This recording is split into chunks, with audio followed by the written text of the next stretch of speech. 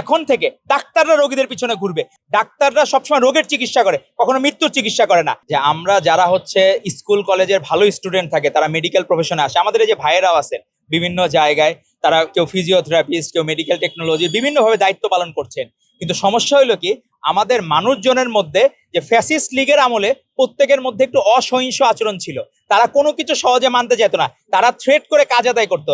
এখানে আপনি পিজি বিশ্ববিদ্যালয়, বাংলাদেশ মেডিকেল বিশ্ববিদ্যালয়ে কত মানুষজনকে টেস্টের রিপোর্ট দিয়ে দেরি করে হামলা করতো, কোনো কারণে সিরিয়াল ব্রেক করে তারা ঢুকবে, এই জন্য সাধারণ মানুষকে বিব্রত করতো। এখন সমস্যা হয়েছে, বিএমপি হলো ভদ্রলোকের দল। এরা কখনো এই যে যারা এখানে বিভিন্ন জায়গায় ডাক্তাররা সেবা দিচ্ছে, আমাদের প্রত্যেকটা জায়গায় বলা হয়েছে, আমাদের স্বাস্থ্যমন্ত্রী বলেছেন যে এখন থেকে ডাক্তাররা রোগীদের পিছনে ঘুরবে। তো কি আন্তরিকভাবে বিএনপি সরকার দেখতেছে ডাক্তাররা রোগীর পিছনে ঘুরতেছে, কিন্তু সেই জায়গায় আপনাকে একটা কথা মনে রাখতে হবে, ডাক্তাররা সবসময় রোগের চিকিৎসা করে, কখনো মৃত্যুর চিকিৎসা করে না। মৃত্যুর চিকিৎসা করার দায়িত্ব ডাক্তারের না, এটা স্বয়ং আল্লাহ তাআলাও আমাদের বলে না, জন্ম মৃত্যু বিবাহ সবসময় নির্ধারিত।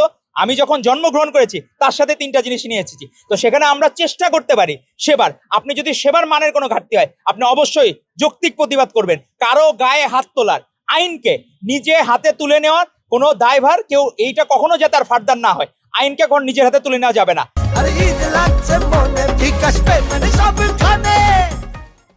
আর দ্বিতীয়ত, আপনার যদি কোনো যৌক্তিক কোনো দাবি দেওয়া থাকে, আপনাকে ডাক্তার ঠিক মতো দেখছে না, আপনার কাছে নার্স আসতেছে না, টেকনোলজি আসতেছে না, আপনি অবশ্যই সেগুলা সেখানকার যে দায়িত্বে থাকবেন ডিরেক্টর বা সেখানকার যদি ভিসি থাকেন, তার বরাবর আপনি অ্যাপ্লিকেশন করবেন। যদি সেখানে আপনি কোনো সুরাহা না পান, আপনি অবশ্যই কথা বলবেন। কিন্তু এরকম মবের সংস্কৃতি বর্তমানে যে একটা রাজনৈতিক দল জামাত এনসিপি যে মব সংস্কৃতি চালু রাখতে চায়, তারা এই কারণেই চালু রাখতে। আপনার ডুয়েটের ঘটনা চিন্তা করেন, ডুয়েটের যে ভিসি কে নিয়োগ দেওয়া হয়েছে, সে বাংলাদেশের সবচেয়ে মেধাবী এখন এই মুহূর্তে। তার পড়ালেখার গ্রাজুয়েট বলেন, তার বাবাও ছিলেন বুয়েটের ভিসি, কিন্তু বুয়েটের ভিসির পুত্র হিসাবে না, উনি নিজে এতগুলো ভিসির মধ্যে সবচেয়ে যোগ্যতা সম্পন্ন। কিন্তু সেখানে যে শিবিররা মিনি ক্যান্টনমেন্ট করে ফেলেছিল, তাদের মিনি ক্যান্টনমেন্ট ভন্ডুল হয়ে যাওয়ার কারণে তারা ডুয়েটে ইন্টেনশনালি এই ধরনের মব করেছে। তো এরকম ডাক্তারদের সাথেও যে মবগুলো হচ্ছে, এগুলো গ্রহণযোগ্য না।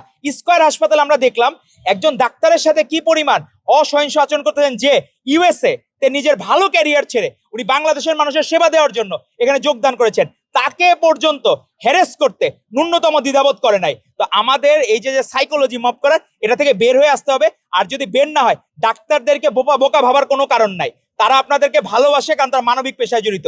পৃথিবীর সবচেয়ে নোবেল প্রফেশন হচ্ছে ডাক্তার, নার্সিং পেশা, মেডিকেল টেকনোলজি, ফিজিওথেরাপিস্ট, এগুলো সবচেয়ে সফিস্টিকেটেড প্রফেশন। সেই জায়গায় যারা এরকম অকারেন্স ঘটাচ্ছে, তাদেরকে অবশ্যই আইনের আওতায় আনতে হবে।